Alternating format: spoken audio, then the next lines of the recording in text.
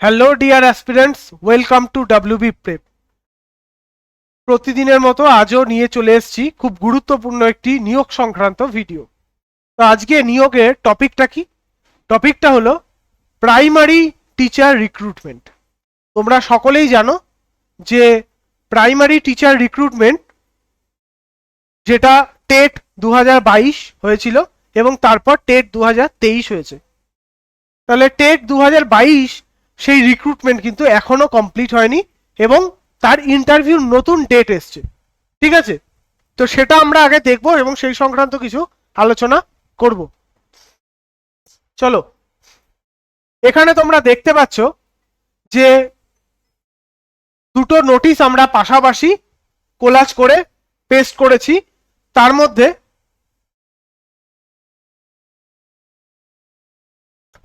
মধ্যে তোমরা দেখতে পাচ্ছ যে কতগুলো ফেজের উল্লেখ কিন্তু এখানে রয়েছে।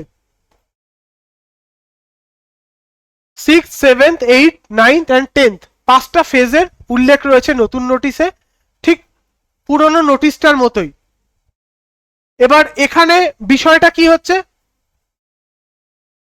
এখানে যে বিষয়টা হলো পুরনো নোটিশে যে ডেট ছিল তোমরা দেখতে পাচ্ছ পুরুলিয়ার রয়েছে 23 থেকে 25, 26, 30 অবধি, মানে মার্চের 30 তারিখ অবধি, 23 থেকে 30 তারিখ। বাঁকুড়ার রয়েছে 6th এপ্রিল থেকে তোমার 10th এপ্রিল, তারপর 16 এবং 17 এপ্রিল এবং তারপর আবার রয়েছে 21 থেকে 24 এপ্রিল। এরকম প্রত্যেকটা ডেট কিন্তু রয়েছে আলিপুরদুয়ার, দক্ষিণ দিনাজপুর, মালদা, পশ্চিম বর্ধমান এবং বীরভূম। এবার কি হলো, এই ডেটটাকে পিছিয়ে দেওয়া হলো। পুরুলিয়ার ডেট যেখানে ছিল 10 থেকে 13 বা তারপরে 18, 19, সেটাকে করে দেওয়া হলো মার্চ থেকে এপ্রিলে।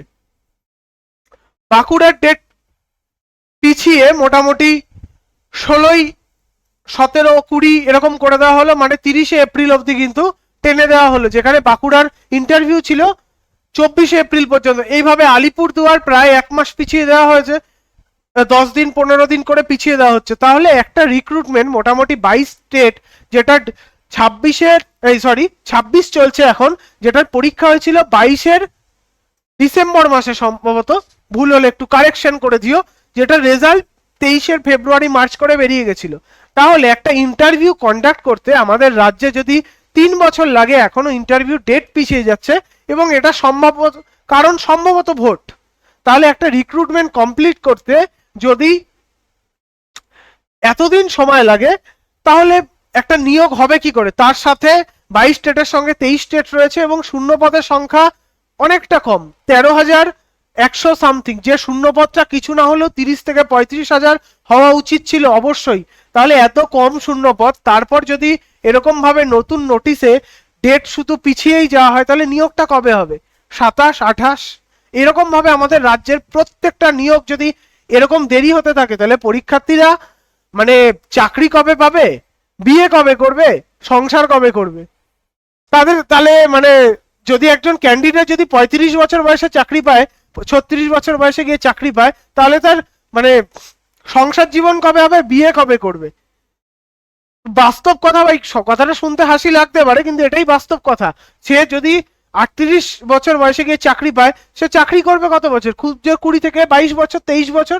তাহলে যেখানে তার মোটামুটি 35 বছর, 36 বছর চাকরি করা উচিত, সেখানে সে 20 থেকে 22 বছর চাকরি করছে। তার ইনক্রিমেন্টের ফেজ কমে যাচ্ছে, তার চাকরির যে টাইম স্প্যান কমে যাচ্ছে, সেটা কমে যাচ্ছে। এইভাবে কতদিন চলতে পারে জানি না।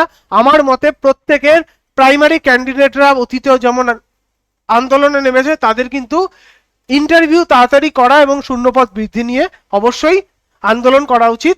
এই ধরনের ভিডিওর জন্য তোমরা অবশ্যই ডব্লিউবি প্রেপ চ্যানেলকে সাবস্ক্রাইব করো।